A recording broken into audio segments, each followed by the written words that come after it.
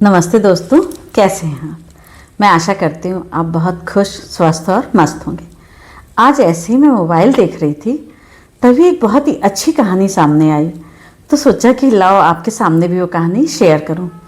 तो उसमें एक कहानी ऐसी है कि सविता जी, जिनके कि 2 बेटे थे। बड़े बेटे की शादी की थी, बहुत ही अच्छे से शादी, बहू बहुत अच्छी थी, बहुत संस्कारी थी। लेकिन जो बड़ा बेटा था वो बाहर जॉब करता था, तो वो बाहर चला गया। छोटा बेटा था वो उनके पास में ही रह के जॉब करता था। तो वो जब छोटे बेटे की शादी की तो बहू आई, बहू बहुत अच्छी थी, वो भी बहुत अच्छी थी। तो ऐसा हुआ जब शादी हो गई, सब चीज़ें हो गई सब, तो उसके बाद कुछ दिन बाद उनके यहाँ कुछ मेहमान आए।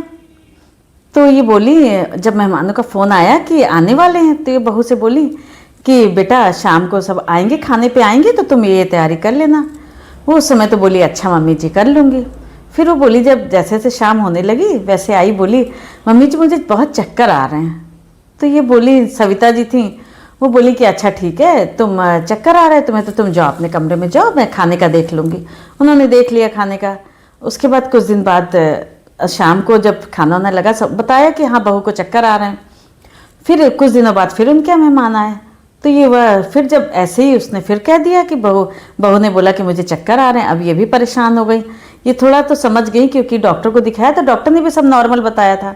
ने जो सविता जी थी उन्होंने अपने हस्बैंड को बताई, जो उनके हस्बैंड थे मिथिलेश जी, उनको बताई कि ऐसे ऐसे बहू को चक्कर आने लगते हैं, क्या करूं, मैं तो बहुत परेशान हो गई हूँ, ऐसे ही चलेगा तो कैसे होगा। मिथिलेश जी ने कहा कि अच्छा ठीक है, अब कोई परेशान नहीं है, तुम शांत रहो।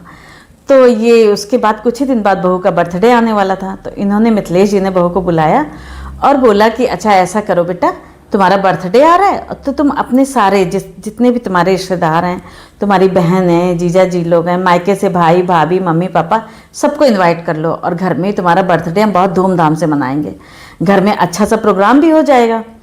तो बहू भी बहुत ज़्यादा खुश हो गई कि चलो अच्छी बात है। उसने सबको इन्वाइट कर लिया, सभी को इन्वाइट कर लिया और कि हाँ चलो सब लोग आना, घर में ही बढ़िया डिनर का प्रोग्राम होगा। अब जब दोपहर की शाम हुई तो शाम को जब वो किचन में गई बहू, तो उसने देखा कि किचन तो खाली है, किचन में तो कोई है ही नहीं और कुछ खाने की भी तैयारी नहीं हुई थी। जब बहू ने देखा घर में कोई नहीं है तो उसने अपने ससुर जी को फ़ोन लगाया कि पापा कहाँ हैं आप लोग। तो उनके ससुर जी ने जब उठाया तो बोले कि क्या करूँ बेटा, मम्मी को चक्कर आ रहा है, को दिखाने लेके आया हूँ।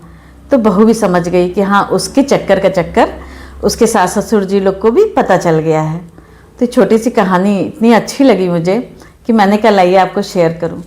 थैंक यू दोस्त।